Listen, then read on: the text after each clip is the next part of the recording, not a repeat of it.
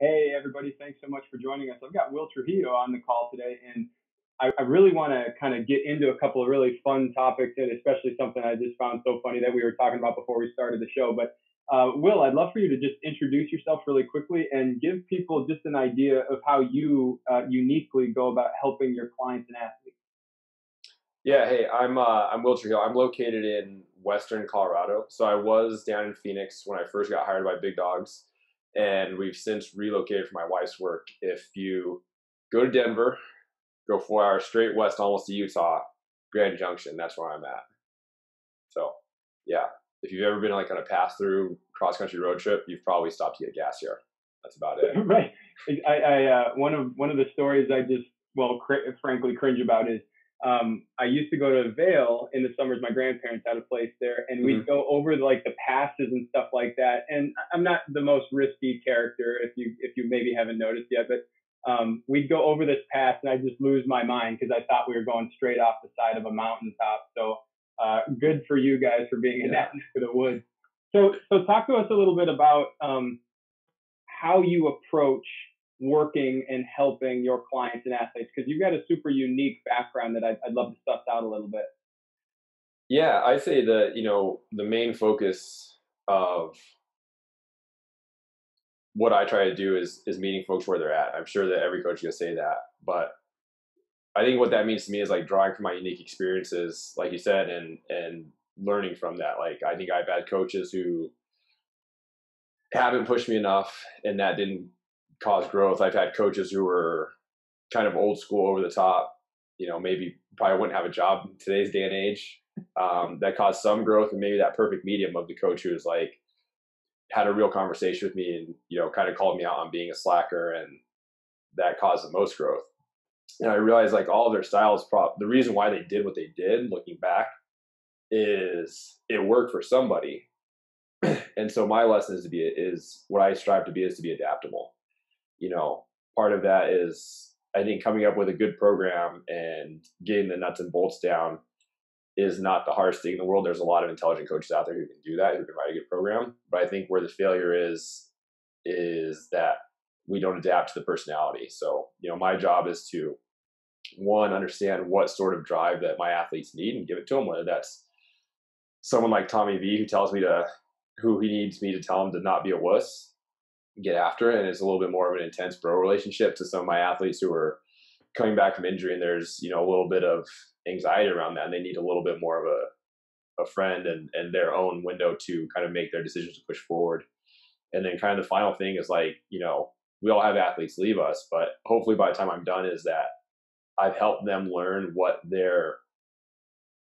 makes them tick, and how they can keep growth going on their own. Like what was the most effective part of my relationship with Will that, caused me to get better, learn about your style. Cause that's something that I think took me a while and probably don't have all the way figured out. But if I can help them speed that part of their journey, they're going to be better in the long run. I have a feeling I'm doing a lot of these interviews, and that's something that I think is very uniquely part of the Big Dog's, soul, is that we're really trying to identify what's going on under the hood just as much as what's going on the gym floor. And um, talk to us a little bit about, so if I look at you from a black and white kind of bullet point standpoint, I see football at a high level, I see CrossFit at a high level, I see high level education, and I see a pretty vast experience of coaching. So let's see if we can do this in a little bit of a rapid fire way, but hit on each of those points and just give us a little bit of a background at how Yeah. that led you, to being able to help your clients in that unique way. No, I think football at a high level is probably a little bit of you're being a little generous there. I was kind of like the Hispanic root. Um, no, I played for one of the worst high school football teams in America. We won 4 games in 4 years. But I think that's a lot of where my like competitive spirit came from. Is it's funny now, but we would play this schedule where we would play a lot of the best teams in the state at like 3A and 2A. Like our schedule is literally like the number one teams in one state. Like I remember my sophomore year, we played the 2A and 3A state champions, like both of them. And now, like if my son was playing, I'd be like, holy shit, it sucks for Will. Like they're gonna get smoked. But I was 100% convinced we are gonna win every game. And I went out there and played like we were going to win every fucking game and would be devastated when we'd get our ass beat. And so it's pretty funny to think that I could like had that level of ability to like come back week after week and get after it. And I was apparently decent because I walked onto a Division II team, ended up getting a partial scholarship, and that was probably, you know, where I fell in love with training. So that was like a big transition of, I love football. I wasn't very good at the college level, so there's like no way there was ever going to be a professional thing. So, you know, that was about 8,000 light years away. But training really gave me discipline. I think, you know, a big turning point in my life was we got a new strength coach from our sophomore and junior year with a coaching turnover, and he invited some of us to stay this summer. Well, he invited everybody. It's not even special, but only a few of us like actually took him up on it because of the D2 level. Your scholarship doesn't go through the summer. So if you stay down there, you got to like do landscaping or construction all fucking day, run in the morning and lift in the evening. So like, it's not a cush thing where we're getting free food, still staying in the dorm. Like, you're a regular dude, but you just want to work that much harder. So that was huge for me to like learn how to show up and like get better, and then actually see that when I finally paid attention and like did a really good training program, I actually got on the field as a junior. So that kind of clicked. I think that was a big important carryover. And then just like how much I enjoyed training with those guys is I think what led to the CrossFit thing. So, you know, right after undergrad, I got into PT school and I moved to a city that I had never been to. Like I got my apartment off the internet, like off Google. And so I rolled down there to start PT school. What city was this, Will? What city was this? That was Goodyear. Okay. Yeah, so West Phoenix. So like so I grew up in Denver, was playing football in Alamosa, which is even more the middle of fucking nowhere than where I am now. It's like a town of 8,000. At least when I lived there. It's probably a little bigger now. And then I got into PT school on the very west side of Phoenix, and I had never been there.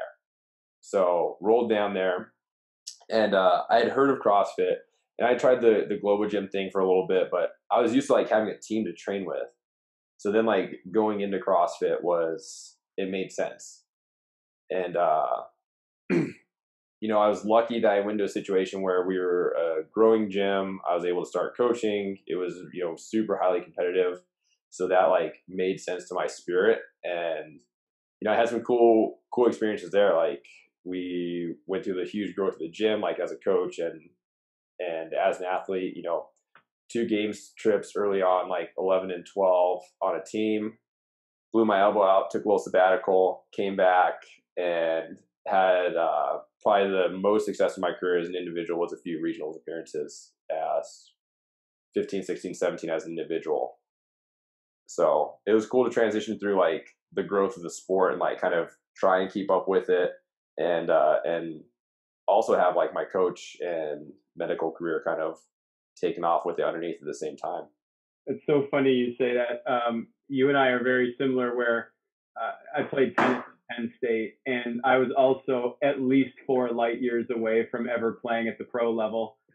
And that's also being generous. And then I went to the games on a team in 15 and regionals only once. And you were obviously way better of an athlete than I was. I think about trying to make well, there is no regionals now, but I think about even trying to make regionals today. I'm just like, no way, bro. No chance I can ever go through that again. It's funny that you talk about your team, because I like Danny and Moses were the ones who made me look up CCP. Oh, interesting. Because like in Phoenix, because you know back then like CrossFit was a lot more regional. So like Arizona, you kind of knew who like the good people were, and James got them to move down and work with him. You know, now I know kind of the story, and like I kind of knew who the good dudes were, and then like Moses shows up and did the open at 480. He rolled in on his crotch rocket, didn't say a word to anybody, lapped everyone by like 4 laps, and just got his crotch rocket and left. And I'm like, what the fuck is going on? Like this dude's and this is when my elbow was blown out, so I had a lot of time on my hand. I'm like, this dude's a mutant. And everyone's like, oh, you know, he trains this place OPEX and blah blah blah. Like, so then that's like kind of what got me into the education, was like seeing them, like eventually kind of like being friends with those guys, seeing them around and whatnot. But yeah, those guys were luckily inspirational. Oh my God, those guys were animals. I remember having to do clean and jerks for reps, touch and go at 225. And, Danny's doing doubles, Mo's doing doubles. I'm just fighting for singles every time the bar would hit me. And I don't even know how long we did that, but then you put us on the run and I've got to push Danny up a hill or whatever. It was a really fun experience. God, those were great. Okay, so you went through PT school. Mm-hmm. What perspective did that give you when thinking about coaching an athlete? I think it just gave me and maybe I'm probably a little bit different than a PT and a little bit different than a strength coach. It gave me just a really much longer continuum, So like the strength coach looks, from here to here, healthy to better. The PT kind of looks from here to here, from hurt to not hurt. But there's a pretty gray window in the middle, of like, I'm not in a ton of pain, but I'm not super badass. And that's still training. And for me, it's like, I need to look at this whole deal. So when an athlete comes in, like, their lower body might have no issues, but we have a shoulder issue. And, I'm like, all right, well, this is just a different style of training plan. Like, we're still going to push intensity through the lower body, through different things that don't affect it. But, the training plan for the shoulder might look a little bit more rehabby. So, what it really just looked at me is like, I kind of translated that language into just training. That was one thing. And then I think the cool nuance that it gave me is that when people think of PT, probably in our field, like they really just think orthopedics, like ACL or like go get dry needling or, some of those things for a sports injury. But, a lot of our education is, on like neuroscience or acute care, pulmonary. Like our pathophysiology teacher does research for the Mayo Clinic. Like that shit was intense. So I think trying to draw on all of those experiences is like give me a wider range, and I hope kind of helps with some creativity. Because like my first job, I spent a lot of time in a clinic that did a lot of neurological care, and it's still something that I do on the side, and just makes me think differently because I know there's so much more going on than just like muscles and tendons. And I love how you say, yeah, just rolling on neurological care just as a side hustle, no big deal. I mean, how many people can say that? So let me dig into that idea. So you got this concept of this entire spectrum, and let's call it from hurt to optimized. You understand how that entire spectrum looks, and you can help somebody push intensity where it's possible while making sure that they're impacting the injured or the hurt side of the body in the right way. How do you help them believe in that and buy into that concept when many people in this game of the sport of functional fitness, if you will, want to get better right now? How do you get them to buy into that? That goes back to the relationship. That's that hands down. Like, I try and be pretty hard on myself as a coach. Is that if someone doesn't buy in or someone's not like understanding my plan, like I always wind back. I'm like, where did I fuck up explaining this? Because that's 100% on me. Like a really good example, like I have one athlete who made the games this year on a team, and he's a big dude, Tommy Vinas. Like he's almost like 210 now. And we were talking about that the other day. Cause like I'd say regionals 2018, so almost a year and a half ago, we were really trying to keep him like mid to high 190s. Cause if we did strength cycles, he would balloon up, and he took a construction job for a while and ballooned up, and it was not a good thing. But, his SSS scores, like his in-body, like just visual pictures, like he's fucking lean right now. His 5K run is not getting lower. His max unbroken muscle ups is getting better. Like any metric of like weight to strength ratio is getting better. And, I forgot who I was talking to about this, but, he's 23 years old. I started training him when he was like 17 and a half. He was like 175-ish pounds. It's taken us 5 years of training twice a day, all the time, to put on 28 pounds of lean mass. Yep. And And it's like, he wasn't even a full grown man at 70. yeah. And so you look at that, it's like, a guy who has all of the like cards in his corner, like he's young, he doesn't have kids, like he's super dedicated, he's super talented genetically. Like if it takes someone with all of those gifts to make a change over 5 years in their body, it's like, man, you can give me a year, right? So, I think that's like when I look at that, like as I like progress in coaching, it's having those stories and like having things that like I've actually written down and paid attention to, because like I know my own story. Like I know, how long it took me to do things, how long it took me to progress. And I do lean on my experience a lot, but now I'm leaning more on my coaching experience and some of the things that like I've seen and gone through. And like that was super cool. Like I was like, I'm gonna have to find the pictures and write it up, because I have a picture from 2015 where he was snatching 235 and he looks like a fucking kid. He looks like a guy who just graduated, which he did. And then I have a picture that he sent me from his training camp the other day where I'm like, do you look like you ate that kid? He does. He looks like a man animal right now. Yeah. So, but it's like one of those things, like what's the Paul was saying, like I'm a overnight success, 20 years in the making. So God, I just posted literally this morning, Will, about the idea of investing versus speculating in fitness, right? And there's so many people that put, God, even a 6-month window on this thing called optimizing their fitness level. And you look at what people are capable of today in fitness sport, and you're like, there's no chance that a quote unquote normal person could get to this level. And by the way, if they happen to be fast track, you are opening their body up to a world of shit, that is very possibly going to not work out well for them in the long run, because they haven't built tendon strength and, longevity, etc. But what you said is really interesting to me. I love listening to the exact words and ways that people say things. And the way that you described it is so elegant, because you used an example that they can understand.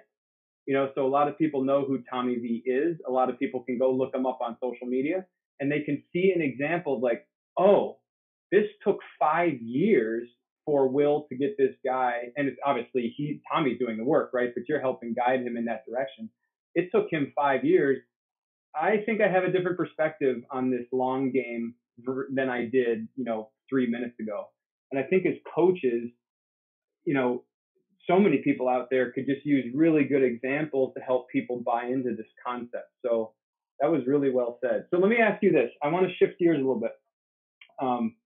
I love your dry humor style. And so here's my question.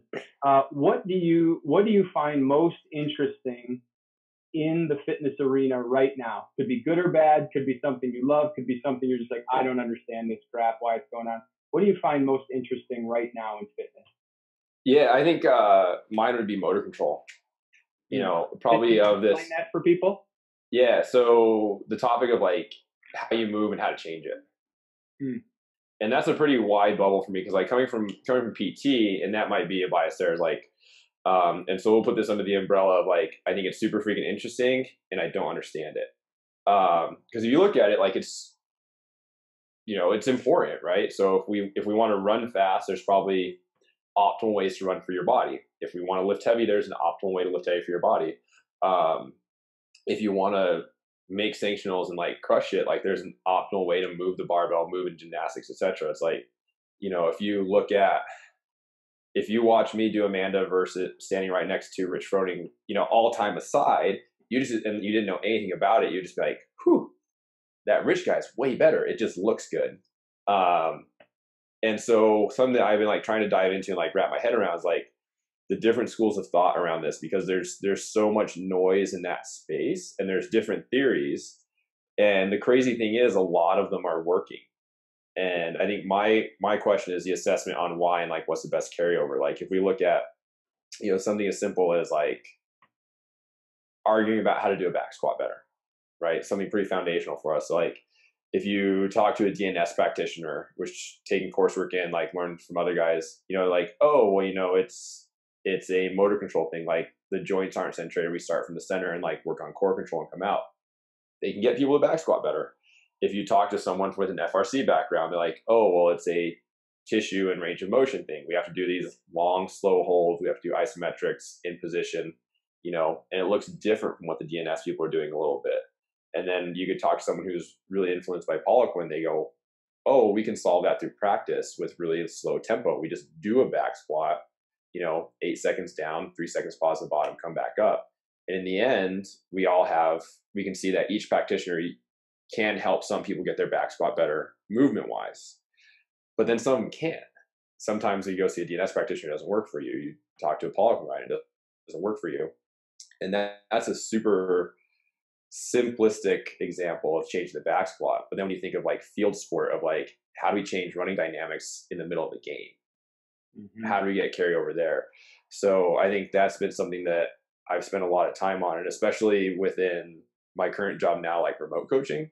Like when I look at having athletes who technically aren't super efficient, my only kind of two tools right now are, verbal feedback through True Coach, and then situational learning.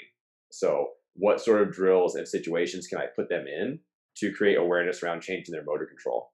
And it's been something really, really interesting for me to like pay a ton of attention to. Cause like my thought is, if I can teach, Jamie Michelou in Illinois how to get better at her muscle up, like via laptop, that's super fucking cool. And I got to pay attention to how that's happening.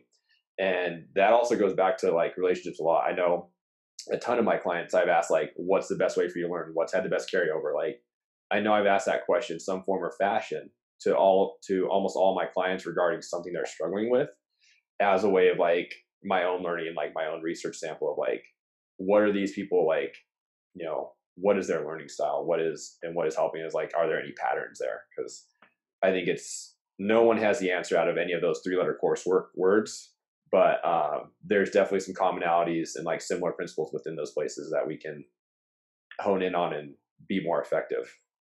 And I think something that would be just unbelievably interesting is to look at almost the dichotomy of moving well when you're not fatigued and moving well when you're fatigued, because it's like stuff just breaks down so hard. But what you said is so interesting, where if you can get people aware of those things, that's such a good starting point for them simply to move forward, because a lot of people aren't aware that they're even moving completely differently, 50 reps into a workout or something like that. That was really well said. Well, Will, I appreciate it, man. I really, and we're going to have coaches come on a lot more. I've got a lot of topics that I think that we could talk about. I think that people find really interesting, but appreciate you giving us a quick intro, telling us how you're going to help your people. And then if you were going to leave, let's just say it this way. What are you talking to Tommy V about leading into the games? What are some of the points that you're working with him on leading into the games? Going on a team and wanting to win all of it.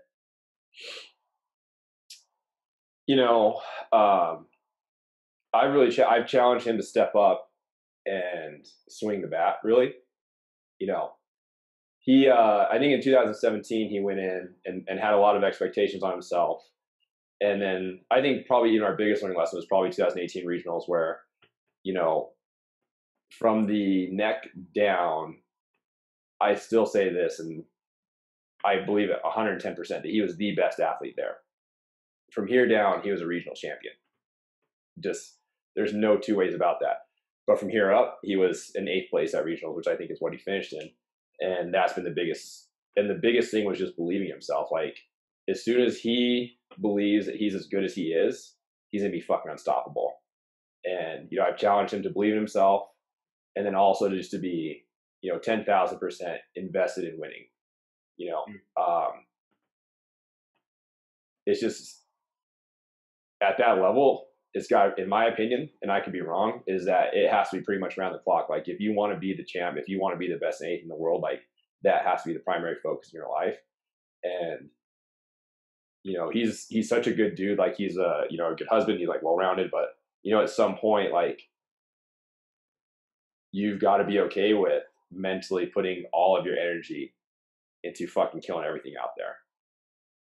Yep. So between now and the games, like that's got to be it. And it's not just don't get me wrong, it's not the last 2 weeks, but it's been a long window of like me challenging him to step up and just be like, hey man, this is what I want to do. Like I want to be a winner. I want to lead these other 3 people. You know, fucking do it. Nice.